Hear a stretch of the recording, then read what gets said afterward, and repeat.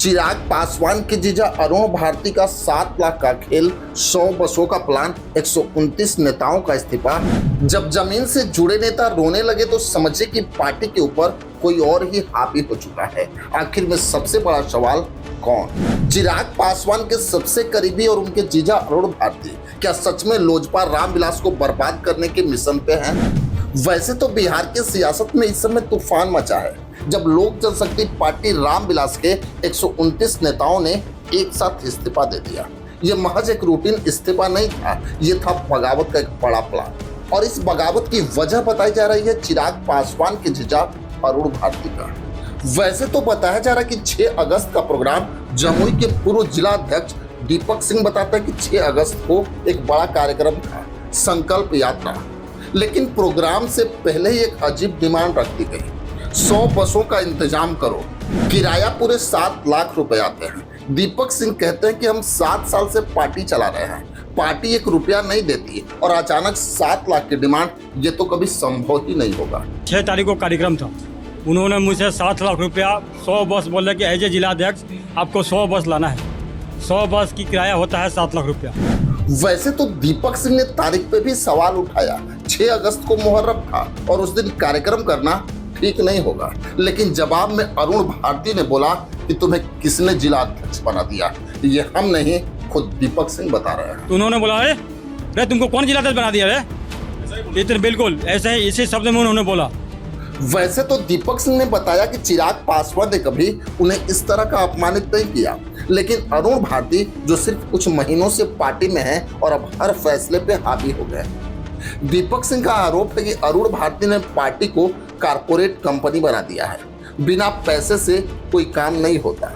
वैसे तो 129 नेताओं का सामूहिक इस्तीफा, इस घटना के बाद पार्टी में भूचाल आना तय है। एक साथ 129 नेताओं ने इस्तीफा दे दिया।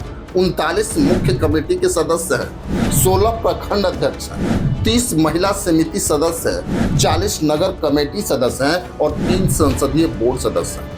ये सिर्फ इस्तीफा ही नहीं, उन्होंने आरोप भी लगाया कि पार्टी के अंदर तानाशाही है, फैसले सिर्फ एक ही व्यक्ति के हाथ में है। और ये भी आरोप लगा कि पैसे की राजनीति पार्टी में हो रही है, काम सिर्फ उन्हीं का होता है जो मोटा पैसा देते हैं। और दीपक सिंह ने बताया कि पार्टी को तोड़ने की साजिश भी हो रही है। बाहर की ताकतों से मिलकर अरुण भारती चिराग पासवान को कमजोर करने की योजना बना रहे हैं। वैसे अगर बिहार की राजनीति में देखें तो अरुण भारती की भूमिका पे भी सवाल उठना लाजमी था। अरुण भारती चिराग पासवान के जीजा जी हैं, लेकिन आरोप है कि उनका मकसद पार्टी को जिताना नहीं बल्कि तोड़ना है। ये हम नहीं, दीपक सिंह का दावा है।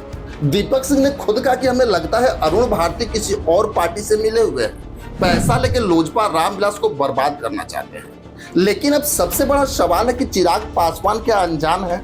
और ये सबसे बड़ा सवाल भी उठ रहा है, क्या चिराग पासवान को ये सब दिख नहीं रहा है या फिर वो मजबूर है? क्योंकि पार्टी के कार्यकर्ताओं में अब ये धारणा बन रही है कि लोजपा रामविलास में अब फैसले नेता नहीं पैसा करता है।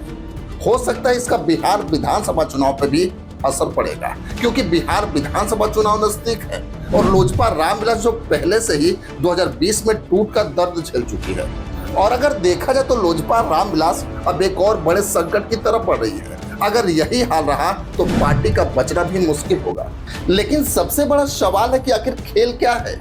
100 बस, 7 लाख रुपए, मुहर्रम के दिन कार्यक्रम, 129 नेताओं का इस्तीफा। ये सारी बातें एक ही दिशा में इशारा कर रही हैं कि पार्टी को अंदर से हिलाने का खेल चल रहा है। क्या अरुण भारती सच में किसी और की चाल पे काम कर रहे हैं या एक सत्ता के लिए अंदरूनी खींचतान है?